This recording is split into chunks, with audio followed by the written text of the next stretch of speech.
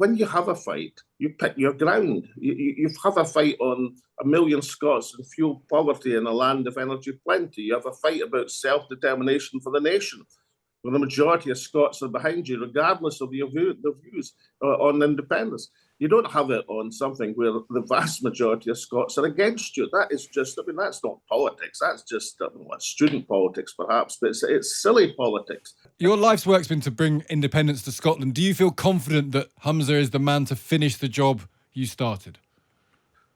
No, not confident. I mean, it is to be determined. I mean, it now depends on what exactly he does as First Minister. He has the crown.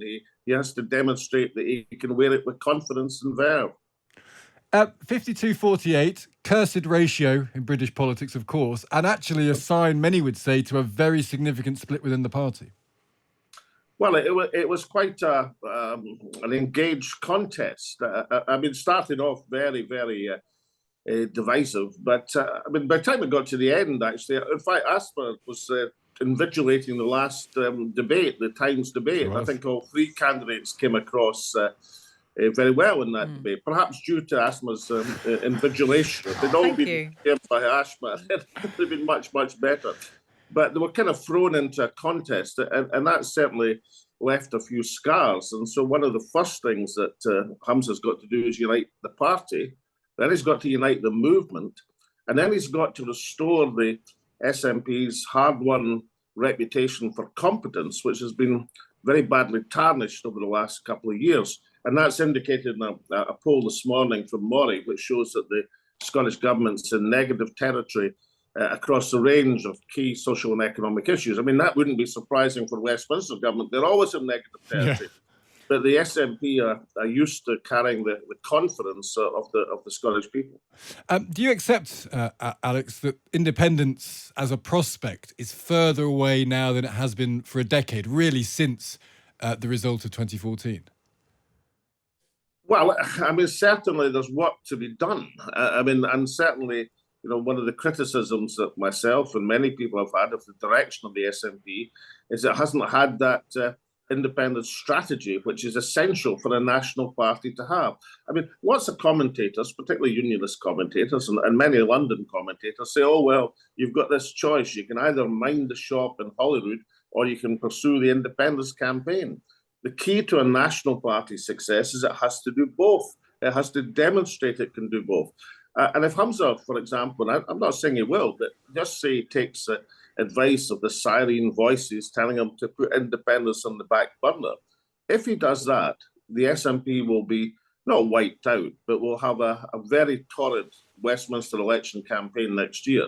It'll be rather like 2017 when the same tactic was tried, put independence in the back burner, and they'll lose seats to Labour. What he has to do is carry forward the trick of running the Holyrood Parliament well, so that your record is unimpeachable in terms of minding the shop, and pursue the independence campaign so you have a unique selling point against the unionist parties, and a unique selling point in particular against the Labour Party in Scotland. Does minding the shop including showing a bit of humility here, Alex, and accept that things like the Gender Recognition Act was bad politics, it was unpopular, and Humza Yousaf shouldn't follow Nicola Sturgeon over the cliff on it, although it's looking like that's probably what he wants to do? Yes. Do you think he should just abandon it? Oh, absolutely. I mean, Humza, I mean, look, it's early days. I mean, nothing is set in stone as yet. But a couple of missteps that Humza's made. I mean, firstly was to tell a journalist he wanted a Section 30, permission to have a referendum, so they could immediately bounce that off the Prime Minister's spokesperson and have it dismissed. I mean, that's, if you want to go back down the referendum route, then you prepare your ground and you get the majority of the Scots Parliament behind you, you have a campaign among the Scottish people, then you present a demand. That's how you do politics.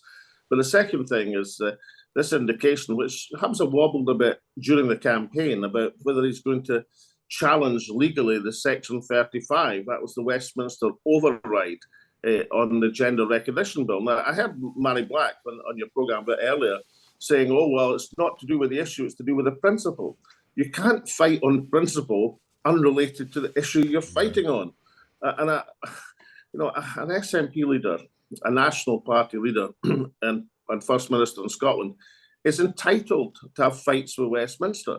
I'm not saying it's part of the job, but it's an inevitable consequence of being a National Party leader.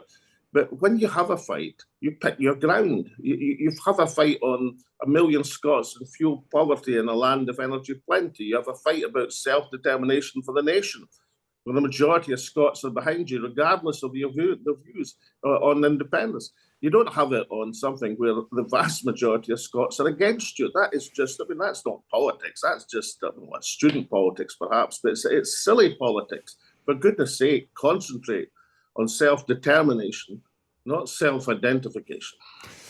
That's a good line, Alex. Now, your political enemies in the SNP have arguably all been defeated, and I wondered, do you take credit for that, or have you just followed that old Chinese proverb that if you sit by the side of the river for long enough, the bodies of your enemies will float by you? Well, because in my case, it would be the North Ugi watered and stricken in Aberdeenshire for the art of war. But no, I think the SNP problems are self-imposed, are they not? I mean, I didn't tell the SNP headquarters to lie about their membership figures. They did that all by themselves. So I think the undoing of people I haven't seen exactly eye to eye with in recent times has been self-induced and self-imposed. I want to give the people who've resigned the credit for their own resignations. That's good of you. Alex Salmond, great to speak to you as ever. Thank you for joining us.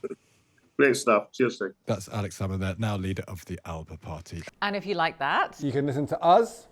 We're sticking asthma. Have you forgotten? Well done. Every Monday to Thursday on Times Radio Breakfast.